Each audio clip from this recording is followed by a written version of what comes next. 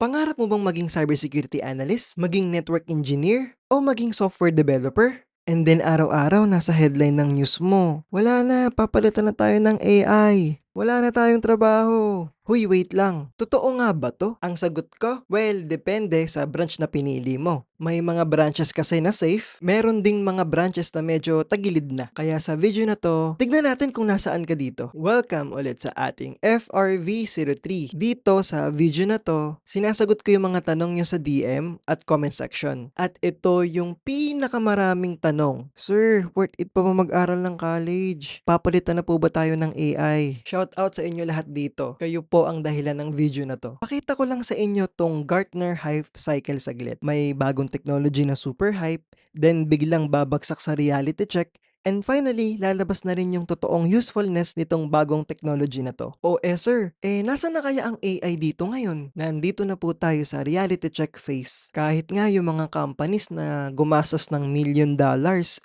hindi sila satisfied sa resulta. So yung kasabihan nila na papalitan lahat ng AI, hype lang yan. Yung katotohanan ay depende sa branch mo. Kaya tara, una, IT support. Sa totoo lang, ito talaga ang pinaka-expose. Lalo na yung mga support na more on remote ha. Kasi kaya na i-handle ng AI yung mga first line tickets. And dito sa atin sa Pinas, medyo matindi rin yung epekto nito. Kasi kung hindi kayo aware, BPO is our economy. Pero generally, ang support hindi pa naman yan dead role. In reality nga, para sa mga upskill roles, lalo na yung mga support na nagto-troubleshoot talaga ng mga physical devices, workstations, cables, etc. Growing pa nga ito up until now. Pero yung mga basic support, medyo tagilid na talaga. Ang support ang iyong entry door. Hindi ka dapat magstay dito. Pagpasok mo dito, try your best na makaakyat agad sa mas mataas na roles. Pangalawa, networking. Actually, this is safer than you think. Wala pang AI na kayang umakyat sa data center, then i-check or ayusin yung silang switch or mag-connect ng cable sa mga kisame. Ang AI tutulungan ka nito sa monitoring at configurations. Ang AI kasi ay tool or gamit, hindi mo to replacement. Matuto ka gumamit ng AI at stay in control. Pangatlo, cybersecurity. This is the safest from AI. Mas lumalakas o tumatalino ang AI, mas maraming bad actors ang gumagamit nito. So, mas kailangan natin ng mas maraming defender. Dito sa Pinas, short na short tayo sa security professionals. Pero yun nga, hindi kasi siya entry-level friendly or mahirap siya maging first job mo after graduation. Ang kailangan kasi dito ay mga relevant experience and certifications. Ito ang targetin mo in the long run. Magpa-experience ka, mag-build ka ng portfolio mo, at mag-ipon ng certifications. Pang-apat,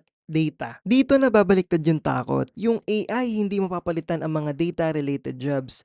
Sa totoo lang, kailangan pa nga sila ng AI Kailangan pa rin kasi talaga ng tao na maglilinis, magbabasa, at mag-i-interpret ng data or story sa likod ng mga numero. Mataas ang demand dito. Yung mga basic report puller lang ang medyo alanganin dito. Be the one who uses AI, not the one it replaces. Panglima, Web and Dev. Dito pinakamaingay at pinakamataas ang takot Yes, yung pure code typist job ay shrinking na talaga.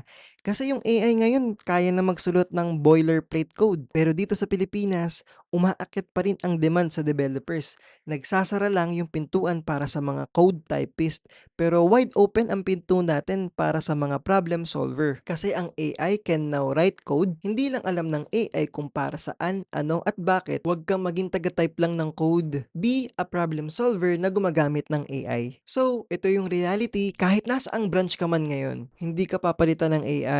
Yung taong magaling at marunong gumamit ang papalit sa'yo. By the time natapos mo na yung 4 to 5 years mo sa college, yung AI magiging tool na lang yan sa lahat ng branches. Hindi replacement ng tao. Ang labanan dito hindi bilis, kundi kung sino ang natuto at ang nakapag-adapt dito. Uy, bago ka umalis, comment mo muna kung anong branch ang pinili mo. Support ba, networking ba, security ba, data or web dev. Then, pag-usapan natin dito sa comment section kung gaano ka ka-safe sa AI. Maraming sumasagot sa ating comment section. Maraming salamat po. At kung hindi ka pa naka-follow, ang susunod nating video topic, ito, bagong format natin, no? IT Jobs Rank by Salary, Tier List PH 2026 Edition. Yun lang, maraming salamat sa panonood.